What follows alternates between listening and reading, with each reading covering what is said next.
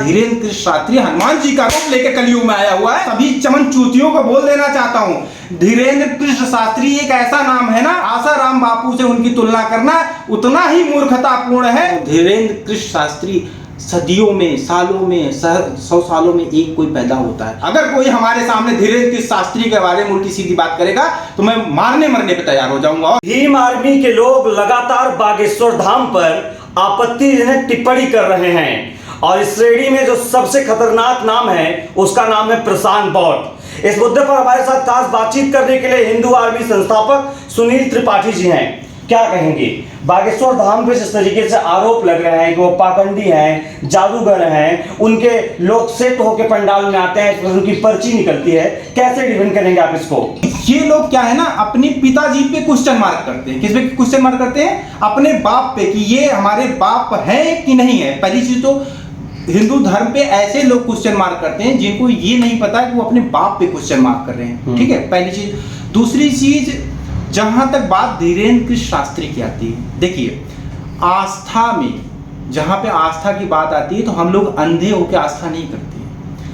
आप देखिएगा, वो एक ऐसा सच्चा दरबार है जहां पे 10 लाख 20 लाख लोग पर डे जाते हैं, बागेश्वर धाम में जाते हैं और उसमें से कहीं से किसी को बुला के उनका पर्चा, उनकी प्रॉब्लम लिख देते हैं। बात समझिएगा, ये शक्ति उनको मिलती है कहां से? बालाजी महाराज से।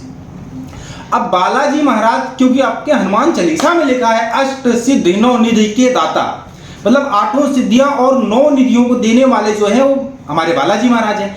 अगर बालाजी महाराज ने उस बाबा पे, धीरेन्द्र कृष्ण शास्त्री पे अपनी कृपा कर दी तो इनको इतनी चुल्ल क्यों मच रही है? क्यों मच रही पता है? क्योंकि कभी भी बाबा जो है रावण पे कृपा नहीं करते, रावण की लंका लगाते हैं। रावण की लंका को जलाने वाले हैं बाबा जी। और ये जितने रावण है, चाहे वो प्रशांत बौद्ध हो, चाहे वो चंद्रशेखर रावण हो, इन सारे रावण की लंका लगाने वाला धीरेन्द्र कृष्ण शास्त्री हनुमान जी का रूप लेकर कलयुग में आया हुआ है, इसलिए इन लोगों की लंका में आग लगी हुई है। लोग कह रहे हैं जादूगर हैं, वो मायावी हैं, तो तुम भी माया करो। तुमको किसने रोका है? तुम तो दलित सबड़ करने पे लगे हो। वो आदमी जन कल्याण की बात कर रहा है, वो सबड़े और दलित की बात नहीं कर रहा, वो सबके लिए सुखमय जीवन की बात कर रहा हो। किसी को ये नहीं कर रहा है कि तुम पैसा दो तब हम तुम्हारा काम कर दो, पूरा भगवान का काम कर रहा है, तो उसमें इनको दिक्कत हो रही। कौन सा ऐसा कार्य कर दिया प्रशांत बौद्ध को जो दिक्कत हो गई?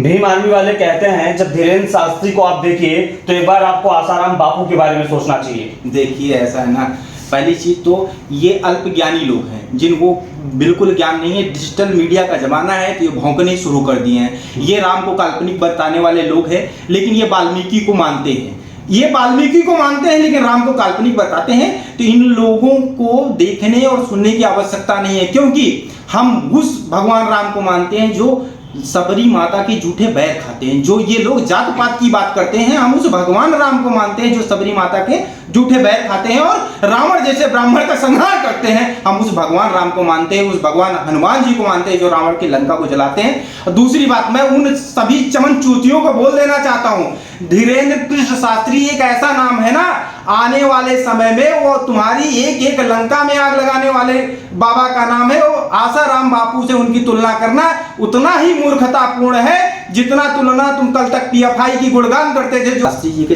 चरणों में कोटि कोटि प्रणाम करता हूँ, बालाजी के महाराज के चरणों में कोटि कोटि प्रणाम करता हूँ और सन्यासी बाबा के चरणों में कोटि कोटि प्रणाम करता हूँ।